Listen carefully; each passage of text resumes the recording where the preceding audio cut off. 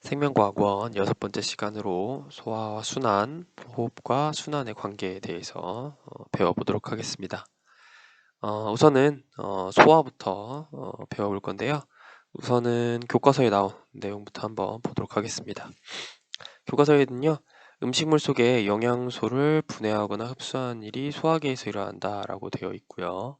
그 다음에 몸속으로 흡수된 영양소가 세포로 운반돼서 세포호흡에 이용한다라고 되어 있습니다. 우리가 이전 시간에 세포 호흡의 이 먼지에 대해서 배웠으니까 세포 호흡이란 말은 잘 아시겠죠? 네, 영양소와 같은 이러한 유기물들을 분해해서 에너지를 얻거나 이런 것들을 우리 통틀어서 세포 호흡이라고 얘기를 하죠. 근데 여기서 이제 영양소라고 하는 거는 단순히 그냥 우리가 알고 있는 뭐 탄단지뿐만 아니라 탄수화물, 단백질, 지방 뭐 이런 것뿐만 아니라 이제 뭐 비타민이나 무기염류, 그다음에 물 같은 것도 포함을 하고 있습니다. 이것을 우리는 소화라고 얘기를 하죠. 그런데 이제 이 소화가 왜 일어나는지도 먼저 우리가 아셔야겠죠. 소화가 왜 일어나느냐, 소화의 이유 보시면요.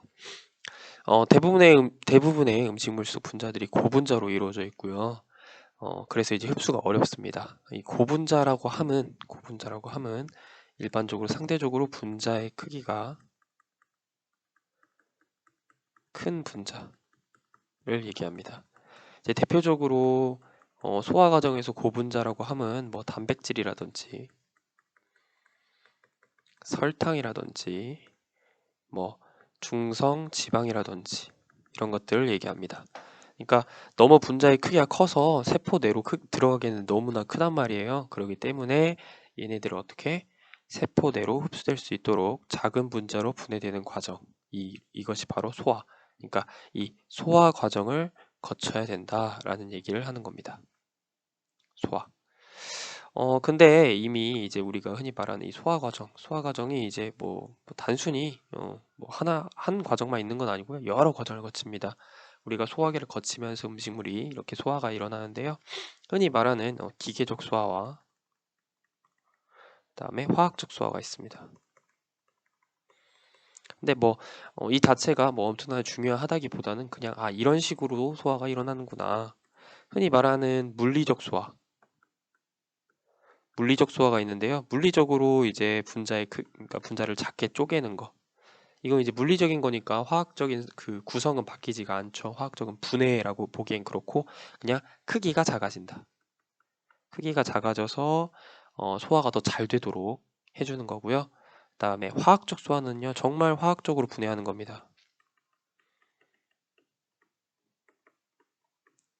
화학적으로 분해합니다. 근데 이제 그러니까 이 과정에서 이 화학적 소화 같은 경우는 흔히 말하는 소화 효소를 이용하죠.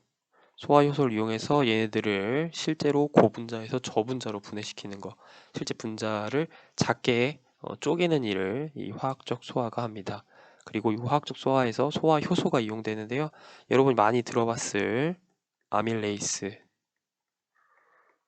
뭐 펩신과 같은 이런 소화 효소들이 실제로 화학적 소화를 일으킵니다.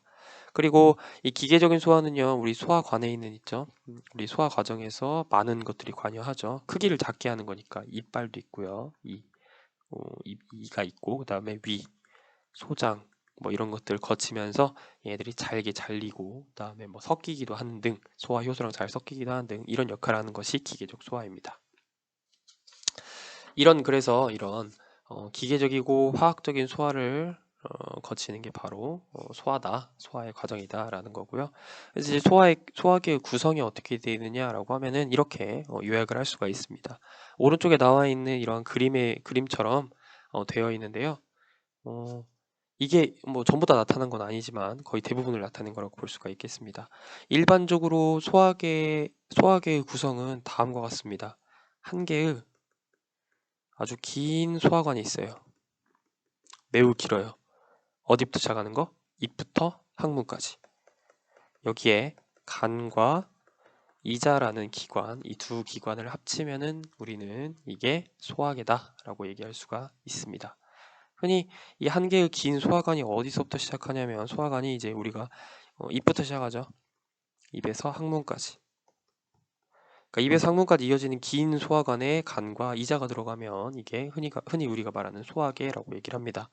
그러니까 입부터 항문까지 구멍이 뚫려 있다는 얘기죠. 그리고 그 관 자체가 소화계다라고 이야기를 할 수가 있습니다. 조금 더 자세히 한번 알아보겠습니다. 자, 우리가 여기가 입이고요. 입부터 시작해서 알겠죠? 입부터 시작해서 자, 항문까지 이렇게 이어지는 하나의 긴 관이라고 했습니다. 그래서 지금 우리가 여기 우리 소화관 중에 하나의 긴 소화관 중에서 이렇게 부풀어 오른 부분이 있어요. 위. 그러니까 주머니처럼 이렇게 부풀어 오는 걸 우리는 위라고 얘기를 합니다. 많이 들어보셨죠? 위가 아프다, 뭐 위가 안 좋다 이런 거 있잖아요. 이게 위입니다. 그리고 이 입과 위를 연결하는 이 관을 우리는 식도라고 얘기를 하죠. 사실 하나의 관이지만 이렇게 이름을 붙여놓은 거예요. 그 다음에 이렇게 꼬불꼬불한 매우 긴 관이 있죠. 우리는 이거를 소장. 그리고 항문 직전에 있는 이런 관들을 우리는 대장이라고 얘기를 합니다. 네. 근데 이제 여기서 끝나면은 안 되겠죠. 그죠? 뭐도 있다고 했죠? 소화계 간과 이자도 있다라고 얘기를 했습니다. 우리 그 소장 윗부분이 있는데요. 우리 소장의 흔히 윗부분이 있는데 여기 윗부분을 우리는 뭐라고 하느냐? 윗부분을 12지장이라고 합니다. 그러니까 손가락 12개 정도 되는 길이의 이 부분인데요. 소장의 윗부분이라고 보시면 돼요. 소장에 속하는 12지장인데요. 이 부분에 두 개 간과 이자가 이렇게 관을 통해서 연결되어 있습니다. 그래서 이렇게 여기에 이런 식으로 이자 실제로 이렇게 길게 생겼고요. 이런 이자가 연결되어 있고 그 다음에 여기에 이렇게 해서 간 이런 간이 연결되어 있습니다. 네, 이게 우리가 알고 있는 소화계죠. 그러니까 결론적으로 보면 그냥 하나의 긴 소화관에 간과 이자가 연결되어 있네. 그리고 중간에 이렇게 주머니처럼 부풀어 올라 있는 애가 있어요. 마치 뭔가 음식물 저장하는 것처럼 이게 위다. 이런 식으로 여러분이 이해하시면 되겠습니다. 그래서 얘네들이 어떤 역할을 하느냐? 여기를 거치면서 알겠죠? 소화 효소를 분비합니다. 이런 식으로 위에서도 소화 효소를 분비하고 이자에서도 근데 간에서도 이제 소화 효소라기보다는 이제 그 담즙이라고 하는 흔히 쓸개즙이라고 하죠. 쓸개즙을 분비해서 우리 소화를 돕는 소화액을 분비하죠. 소화 효소도 분비하지만 소화액도 분비합니다. 소장에서도 이렇게 소화 효소를 분비합니다. 이걸 통틀어서 이제 소화액이라고 하거든요. 소화액을 분비하게 됩니다. 소화액에는 이제 효소가 있을 수도 있고 효소가 없을 수도 있고 그 다음에 소화를 돕는 물질이 있을 수도 있고 없을 수도 있고 네, 어쨌든 이런 소화액이 분비됩니다. 네, 이건 엄청 중요한 건 아니니까 이런 식으로 소화액을 분비해서 소화를 시키는구나 라는 걸 기억하시면 되겠습니다. 물론 이 과정을 거치면서 기계적 소화 플러스 소화 효소와 소화액에 의한 화학적 소화가 동시에 일어난다라고 이해하시면 되겠네요. 자, 그래서 소화 과정을 이렇게 정리하면 이렇습니다.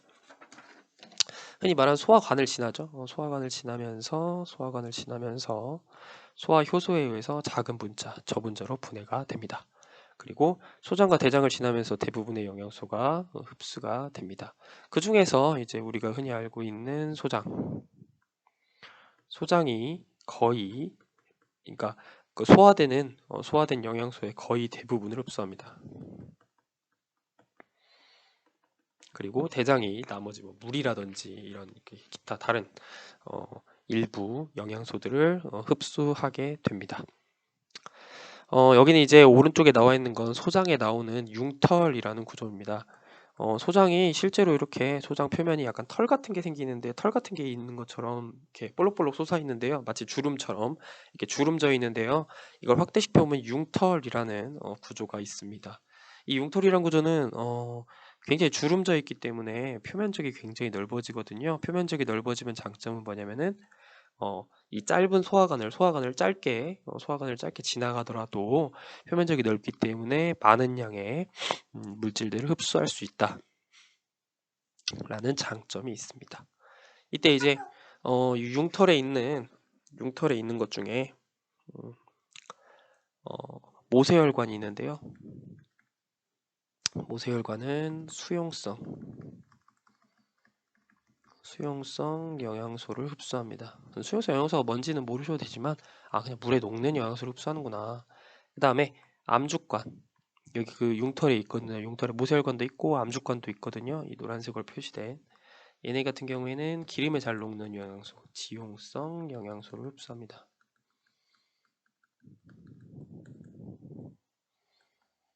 매우 중요한 내용은 아니니까 그냥 이런 게 있구나 라는 것만 여러분이 이해하시면 되겠습니다.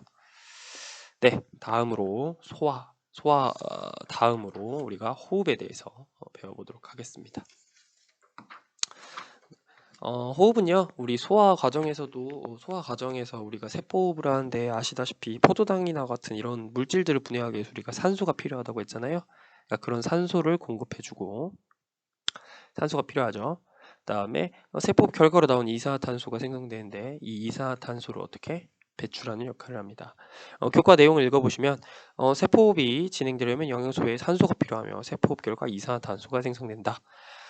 세포호흡에 필요한 산소를 받아들이고 생성된 이산화탄소를 몸 밖으로 배출하는 일은 호흡기에서 일어난다라고 되어 있죠. 그러니까 세포호흡에 필요한 산소를 공급해주고 세포호흡 과정에서 나오는 이산화탄소와 같은 기체를 밖으로 내보내는 역할, 이것을 호흡계가 한다는 겁니다. 우린 이때 산소를 받아들이고 생성된 이산화탄소를 몸 밖으로 배출하는 거, 이거를 우리는 기체 교환이라고 얘기를 합니다. 통틀어서요. 그러니까 산소를 받아들이고 이산화탄소 몸 밖으로 내보내는 거, 이게 기체 교환이구나. 산소를 받아들이고 이산화탄소를 몸 밖으로 내보내는 게 기체 교환이다. 이거를 네 글자로 표현한 겁니다. 네. 자, 그럼 호흡계가 어떻게 생겼는지 한번 보도록 하겠습니다. 우선은 우리가 흔히 알고 있는 호흡계의 대표적인 기관이 있죠. 바로 폐인데요.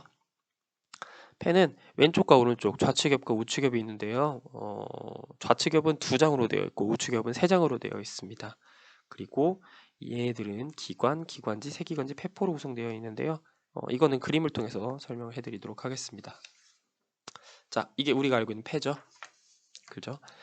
폐에서 이제 산소와 이산화탄소가 이제 이렇게 왔다 갔다 하는 이곳이 있는데요. 우린 이곳을 뭐라고 하느냐? 기관이라고 얘기를 합니다. 그러니까 공기가 통하는 관이란 얘기예요. 기관. 아까 말씀드렸죠. 좌측엽이 2개, 우측엽이 3장이라고요. 그죠? 그러니까 여기는 좌측이고 여기는 우측이구나 라는 거 그냥 간단하게 알 수가 있겠죠. 네. 네, 이렇게 이제 기관이라고 해서 그 이제 큰 관이 있어요. 이런 큰 관. 큰 관이 있으면 이제 이렇게 우리 흔히 말하는 큰 관이 있으면요, 이 안쪽에 또 다른 이제 관으로 이제 양쪽으로 나눠지겠죠. 여기까지 기관이라고 하는데 이 기관 아래에 이렇게 해가지고 이제 이런 식으로 이게 뻗쳐 나갑니다. 이런 식으로. 그러니까 이제 그 흔히 말하는 물 같은 걸 공급할 때 알겠죠? 물 같은 걸 공급할 때 우리가 큰 수도관에서 가져온 다음에 집집마다 이렇게 배달하잖아요. 작은 관으로. 이해가시죠? 이런 형태라고 보시면 돼요. 그래서 우리는 이렇게 큰 관, 여기 공기가 통하는 여기를 기관이라고 얘기를 하고 이 폐 속에는 이제 기관지라는 작은 공기가 통하는 관들이 있습니다. 이 기관지의 끝부분을 우리는 뭐라고 하느냐? 폐포라고 얘기를 합니다. 뒤에 이 기관지 끝부분 폐포가 어떻게 생겼는지 나오니까요. 여러분 교과서에도 나오니까 이따 설명하도록 하겠습니다. 어쨌든 호흡 과정에서 이렇게 공기가 기관을 거쳐서 기관지, 그 다음에 기관지 안에 더 작은 기관지인 세기관지, 그 다음에 끝부분인 폐포까지 우리가 이렇게 호흡계에 있는 그 호흡기를 통해서 우리가 이제 기체가 이동할 수 있다라는 얘기를 하는 겁니다. 흔히 말해서 이 기관 같은 경우는 이게 딱 그냥 뭔가 그 반지름이 일정한 관이거든요. 그래서 조절이 안 돼요. 반지름이 조절이 안 되는데 얘네들은 반지름이 조절이 가능합니다. 그래서 내가 숨을 조금 이렇게 이제 가쁘게 쉬어야 된다, 좀 공기가 많이 부족하다라고 하면은 이 호르몬이나 신경에 의해서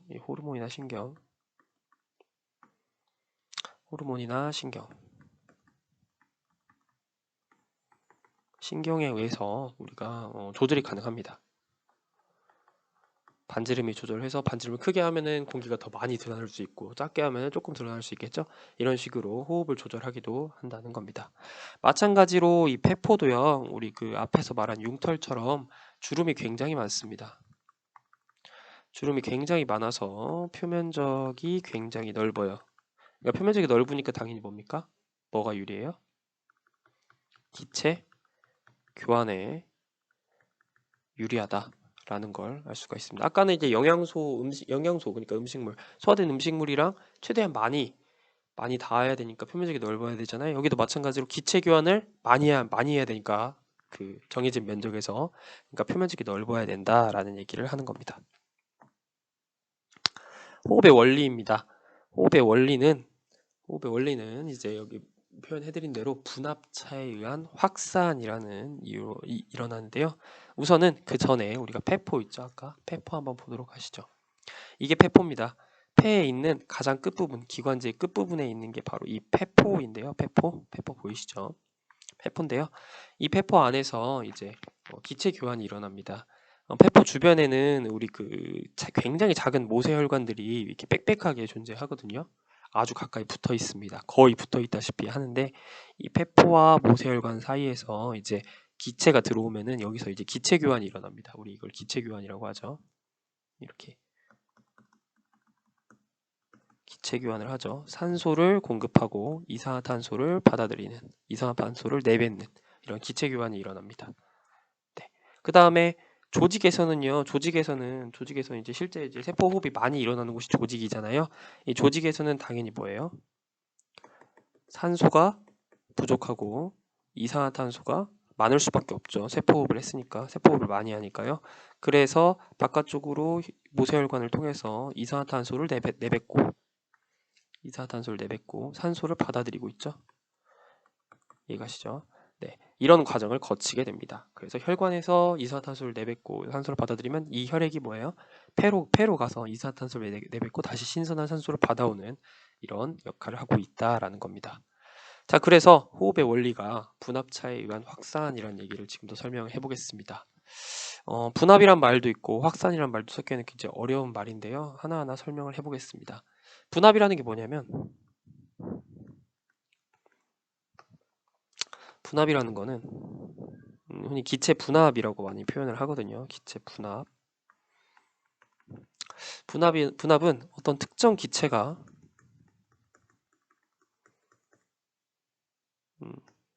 독립적으로 가하는 압력을 말합니다. 그러니까 예를 들어 우리가 공기에는 질소도 섞여 있고 산소도 섞여 있잖아요.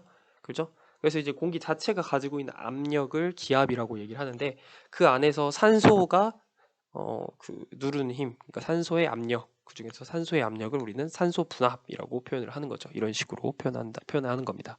다음, 확산이란 개념인데요. 확산이라는 건 뭐냐면 우리가 그 화학 시간에 배웠겠지만 물질은 분자 운동을 합니다. 랜덤하게 분자 운동을 하게 되는데요. 이거에 의해서 분자가 퍼져나가는 것.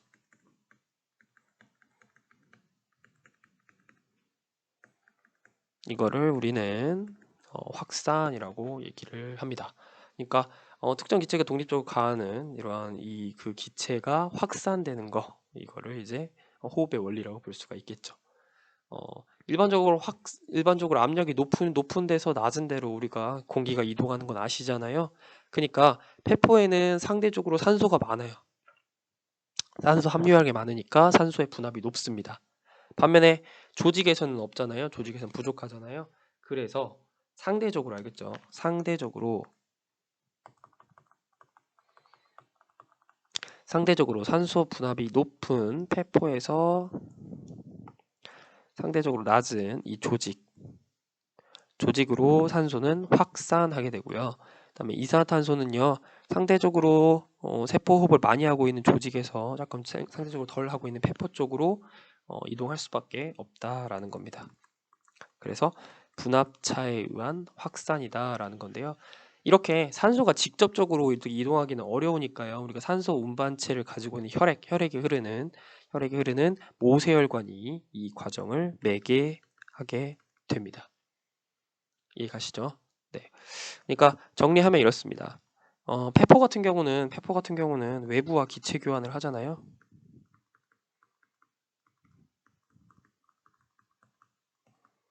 외부와 기체 교환을 하니 산소는 많고 이산화탄소는 적을 수밖에 없고, 여기는 외부와 접촉을 하지 않고, 그러니까 우리 뭐 근육이 외부랑 접촉하진 않잖아요. 외부 공기와 접촉하지 않으니까. 그리고 상대적으로 세포 호흡을 많이 하죠. 세포 호흡을 많이 하니까 산소는 적고 이산화탄소는 많을 수밖에 없죠. 그래서 상대적으로 산소 부담이 높은 폐포에서 조직으로 모세혈관을 매개로 산소를 운반하고, 상대적으로 이산화탄소가 많은 조직에서 폐로 모세혈관을 매개로 이산화탄소를 운반하는 겁니다. 그게 나와 있는 게 이렇게 나와 있는 그림이고요. 마찬가지로 폐에서는 산소 부담이 높으니까 산소를 전달해주고 이산화탄소를 받아들이고, 여기는 여기서 이제 이 혈액을 이렇게 옮겨주는 거예요. 이렇게 옮겨줘요. 매개한다고 했잖아요. 혈관을 통해서. 그래서 많은 양의 산소를 조직 세포에 공급하고 이산화탄소를 받아들이고, 다시 그 이산화탄소가 돌아와서 이쪽으로 이동하게 되는 겁니다. 다시 한번 정리해 보면 이렇게 된다고 볼 수가 있겠죠. 이렇게 폐 조직이 있으면요, 이 사이를 누가 돈다? 혈액이 돌고 있잖아요. 그죠? 이 혈관. 이 혈액을 매개로 이렇게 산소를 공급하면 여기서는 조직에서는 많은 양의 이산화탄소를 폐로 다시 전달하게 되는 겁니다. 그리고 그래서 O2와 CO2를 누가 운반? 혈액이 운반해 준다라는 거. 우린 이거를 기체 교환이라고 얘기를 했죠. 네. 그래서 결국 우리가 이 소화는 순환과 호흡은 순환과 뗄래야 뗄 수 없는 관계를 갖게 되는 거죠. 조직세포로 산소와 영양소를 공급하고, 그 다음에 이러기 위해서는 효율적인 물질 운반 수단이 필요한데, 이게 바로 순환계의 역할입니다. 그러니까 혈액과 관련된 혈액과 혈관, 뭐 심장 이런 것들 포함하는 순환계가 담당한다는 겁니다. 이해가시죠? 산소도 공급하고, 그 다음에 조직이 살려면 영양소도 공급을 해줘야 되니까요. 자, 이 모든 관계가 어디에 나와 있느냐, 이렇게 하나의 그림으로 표현이 되어 있습니다. 보시면은 소화계에서는 음식물이 들어가서 소화되지 않은 찌꺼기가 항문으로 나오고, 그 과정에서 소화된 영양소가 혈액으로 이동합니다. 그러면 이 혈액에서 뭐예요? 혈액이 영양소를 이제 곳곳에 공급을 하겠죠. 그렇죠? 공급을 하고, 마찬가지로 세포호흡할 땐 산소가 필요하니까 이 산소를 또 폐를 갖고 있는 호흡계에서 산소를 공급해주면 혈액을 통해서 순환계를 통해서 온몸으로 전달하게 되는 거죠. 그리고 세포호흡 결과 나온 이산화탄소를 다시 폐로 전달해서 우리가 밖으로 내보내게 되는 겁니다. 해당 내용까지 우리가 한번 정리를 한번 해보겠습니다. 해당 내용까지 정리하면 이런 내용이 될 수가 있겠죠. 우리는 3개를 배웠는데요. 소화계, 순환계, 호흡계를 배웠어요. 그죠? 그래서 얘네들끼리 서로 연결되어 있다 라는 내용을 우리가 배웠죠. 네. 그때 소화계는 음식물을 받아들여서 소화되지 않는 물질을 밖으로 내보냅니다.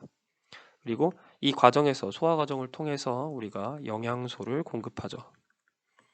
온몸으로.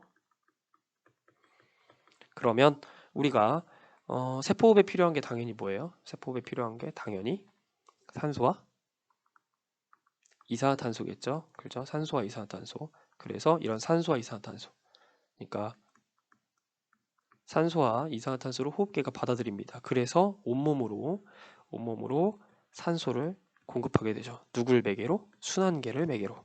그리고 온몸에서 나오는 이산화탄소를 호흡계를 통해서 배출하게 되는 겁니다. 이게 소화와 호흡이 순환계를 통해서 연결되는 과정에 대한 모식도가 되겠습니다.